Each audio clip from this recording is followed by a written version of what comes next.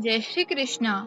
द्वारका में एक बार भगवान श्री कृष्ण ने सोचा कि मेरे भक्त तो बहुत हैं, लेकिन सच्ची भक्ति करने वाला कौन है, यह देखना जरूरी है।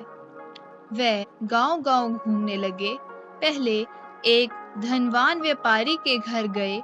व्यापारी ने बड़े धूमधाम से पूजा की, सोने चांदी के बर्तन सजाए, सुगंधित भोजन बनाया और कहा, प्रभु, यह सब आपके लिए है।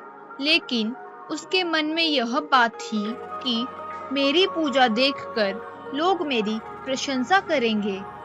फिर कृष्ण जी एक बड़े विद्वान ब्राह्मण के घर पहुंचे। वहां मंत्रोच्चारण हुआ, वेद पाठ और बड़ी-बड़ी बातें थी। ब्राह्मण ने कहा, हे कृष्ण, मेरी विज्ञा के कारण ही लोग मुझे जानते हैं। मेरी पूजा सबसे श्रेष्ठ है।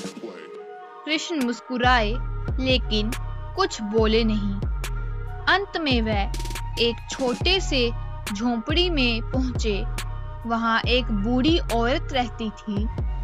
उसके पास ना धन था, ना सोने के बर्तन, ना ही बड़े ज्ञान का भंडार।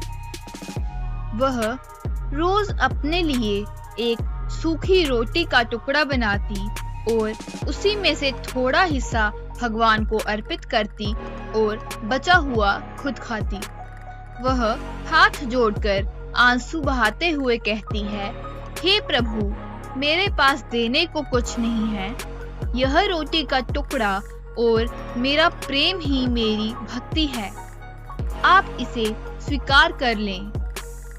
उसकी सच्चाई और श्रद्धा देखकर भगवान श्री कृष्ण प्रकट हो गए। उन्होंने उसके चरणों में बैठकर वही रोटी का टुकड़ा बड़े प्रेम से खाया और मुस्कुराकर बोले, हे माँ, यह सच्ची भक्ति है।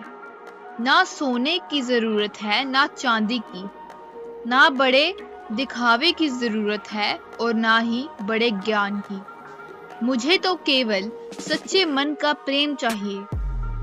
तो भगवान को कभी भव्य पूजा, बड़े मंदिर या धूमधाम की आवश्यकता नहीं होती।